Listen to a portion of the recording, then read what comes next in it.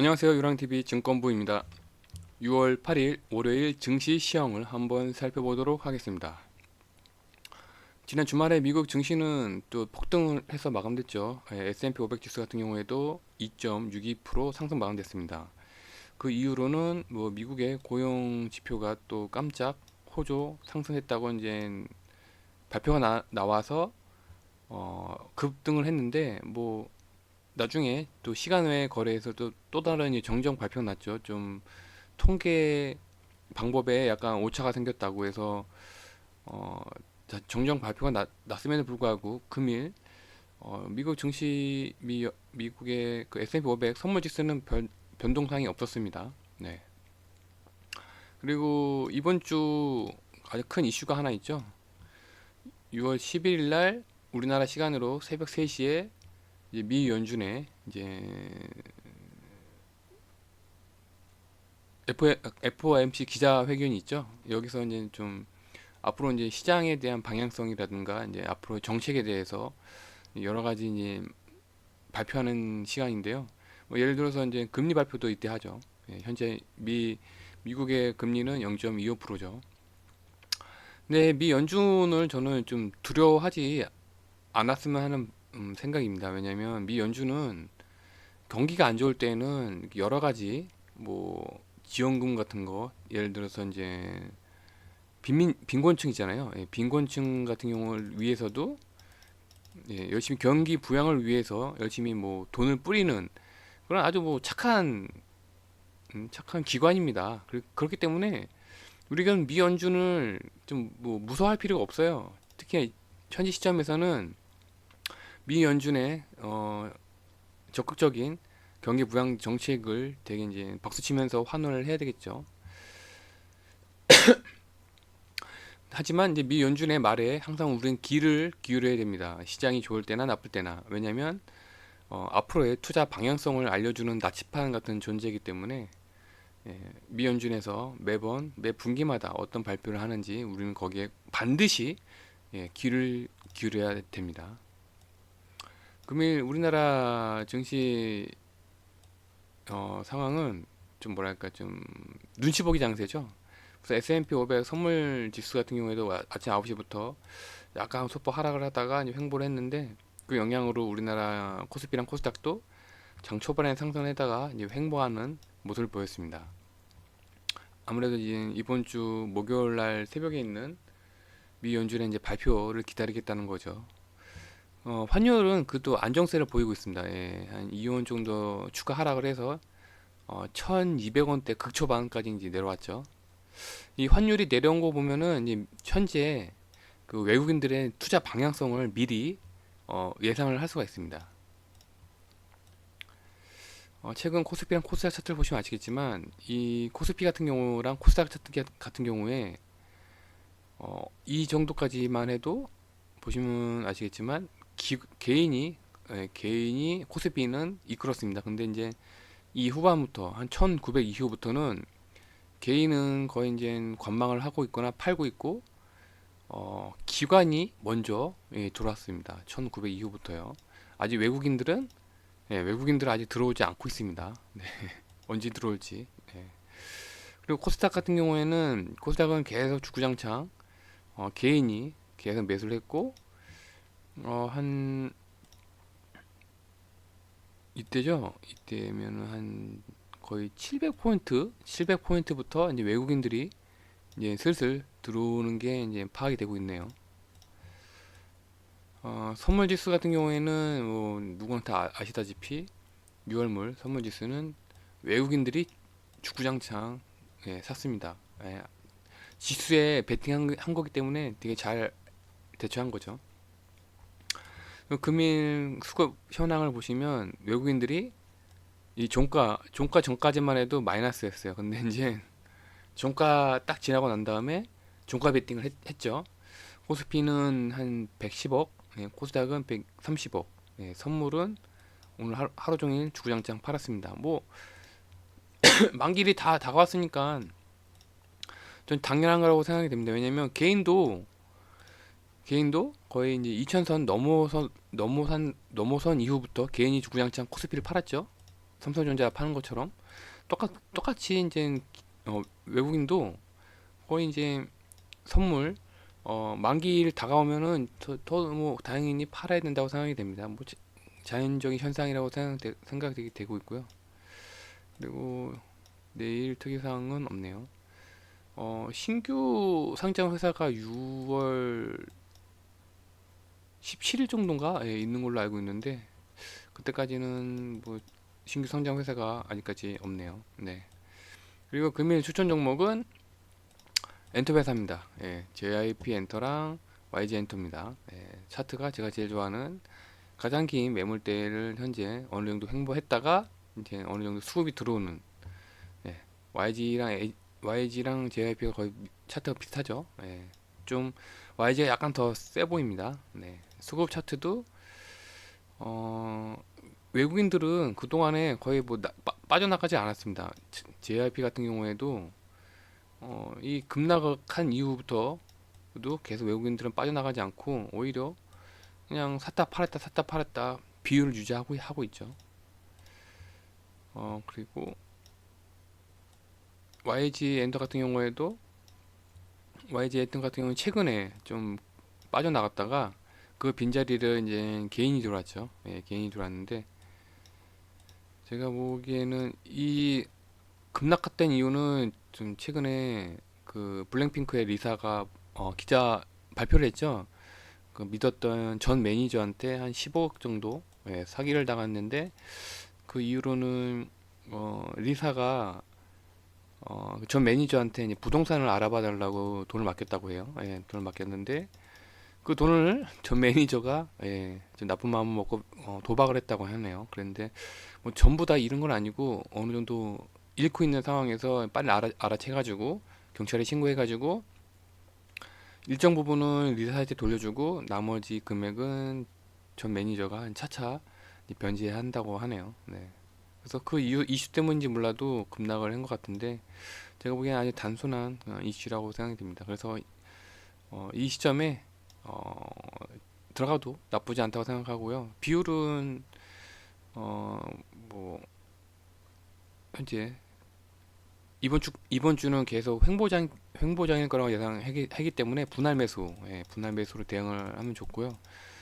오늘부터라든가 뭐 내일부터라도 오늘 6월 11일까지 이번 주 목요일까지 뭐 꾸준하게 하루에 뭐 1에서 2% 정도 종가 베팅을 해서 최종적으로는 뭐 10에서 아니 10에서 한 20% 정도 현금 여유가 있으시고 이 엔터 종목에 좀 관심이 있으신 분들은 지금 분할 매수 하기 딱 좋은 시점이라고 생각이 됩니다. 왜냐하면 또 지난 주말이죠. 지난 주말에 그 SM에 이제 슈퍼 M이라는 그룹 있잖아요. 슈퍼 M이라는 남성 그룹, 그러니까 혼합 그룹이죠. 그러니까 여기에는 슈퍼주니어 멤버가 있고 또 어, 루시퍼 노래 불렀던 샤이니 멤버도 있고 태민이 들어가 있고 그다음에 또 하나 뭐 있죠? LCT UCT인가요? UCT인가 LCT인가 그 UCT 멤버 있죠? 거기도 들어가 있고 아무튼 그 각 기존 보이 그룹의 거의 여러 파트를 담당하던 멤버들이 이 프로젝트 그룹이라고 만든 슈퍼엠이 주말에 콘서트를 열었습니다. 콘서트를 열었는데 이게 어떤 콘서트냐면 일종의 이제 그 3D 콘서트라고 해야 되나요? 3D 배경으로 콘서트를 열었는데 시청 유료죠. 돈 내고 이 콘서트를 본 사람이 12만 명 정도가 된다고 해요. 그래서 앞으로 이런 형태의 콘서트가 한동안은 유행하지 않을까 생각이 됩니다. 그럼 더 이상 엔터주도 이제 더 이상 나빠질 이유가 없다고 생각이 되기 때문에 뭐 어느 정도 반등은 했지만 더 이상은 빠질 이유가 없다고 생각이 됩니다. 그렇기 때문에 뭐 지금이라도 분할 매수로 들고 가는 것도 나쁘지 않다고 생각이 됩니다. 그래서 오늘 두 종목을 추천드렸고요. 그래서 오늘 그동안 추천한 종목들의 또 상황을 보니까 역시나 이제 LG전자, 뭐 하나투어, 뭐 이제 스마트폰 부품주, 그다음에 아모레퍼시픽 같은 이제 경기 민감주, 소비 품목들이 계속 신고가를 갱신하고 있더라고요. 그러니까 현재 그동안에 오르지 않았던 종목들이 지금 계속 수급이 들어오는 걸로 지금 현재 파악이 되고 있습니다. 전략을 짜본다면 오늘 JYP 엔터 추천한 종목의 손절가는 22,500원이고요. YG 엔터의 손절가는 29,100원입니다.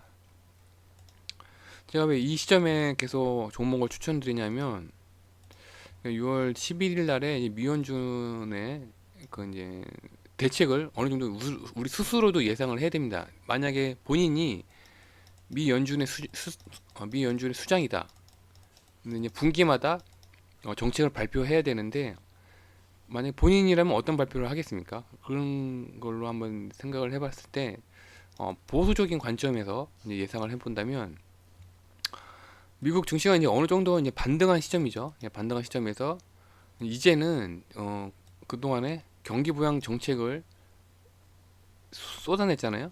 경기 부양 정책을 막 돈을 달러를 풀고서 뭐 이제 빈곤층한테 이제 수표를 뿌리고 그래서 그 효과를 어느 정도 이제 확인해야 될 시점이라 생각됩니다. 왜냐하면 예, 미 증시가 이제 반등을 했잖아요. 그렇기 때문에 여기서 추가적인 경기 부양 정책은 저는 좀 아니라고 생각이 됩니다. 예, 제가 미연준 수장이랑 입장에서도 그렇고 보수적인 관점에서요. 그렇기 때문에 따라서 이제 6월 11일 날 어떠한 발표를 할 거냐 예상이 되냐면 추가적인 경기 부양책은 이제 당분간 내놓지 않겠다고 얘기를 할 거라고 생각이 듭니다.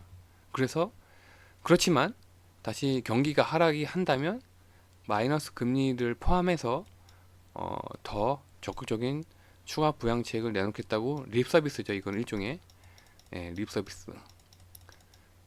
막판에는 이 립 서비스를 또 추가적으로 얘기하면서 당분간은 이제 시장을 관망하겠다.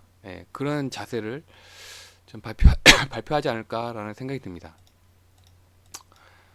그렇기 때문에 우리는 또 거기 그런 보수적인 관점을 생각해서 예상을 해야 되겠죠. 그렇다면 이 예상한 대로 이 보수적인 관점대로 대응이 발표를 한다면 우리는 어떻게 해야 될 것이냐 하면은 아무래도 이 경기가 조금씩 회복은 되겠죠. 예를 들어서 우리나라 같은 상황에서도 지금 마스크를 쓰면서 좀 뭐 할 거 다 하고 있잖아요. 그렇기 때문에 어, 경기가 조금씩은 회복이 될 거라고 예상이 됩니다. 그래서 이제 저점인 종목을 이제 잘 선택을 해서 더 이상 나빠질 일이 없는 그런 종목들을 이제 외국인이 수급을 상황을 체크하면서 종목을 빨리 선별을 하고 그런 예들이 바로 이제 6월 1일부터 이제 뭐 삼성전자, SK하이닉스, 현대차, 기아차들이 이미 외국인들이 사기 시작했죠. 지금은 이제 눈치 보기 장세인데 지금 현재 분할 매수를 해야 될 시기라고 생각됩니다. 왜냐면 또 여러 가지 또 이유가 있잖아요. 올해 11월 달에 미 대선을 이제 앞둔 상황에서 트럼프 입장에서는 뭐 코로나19 대응도 실패를 했고 또 현재 흑인 인권 문제도 있고 해서 앞으로 이제 5개월도 안 남았습니다. 5개월도 안 남았기 때문에 더 이상 여기 미국 증시가 빠지면 안 됩니다. 이 두 가지 문제를 모두 해결하기 위해서는 현재 기대할 만한 곳이 미국 증시밖에 없습니다. 그렇기 때문에 미국 증시는 더 이상 이제 떨어질 횡보를 하더라도 더 이상 떨어질 일은 없어요. 다 크게 예상을 하고 있잖아요. 그렇기 때문에 이런 상황에서는 그러면 앞으로 유망한 성장 업종인 4차 산업, 특히 이제 2차 전지, 그다음에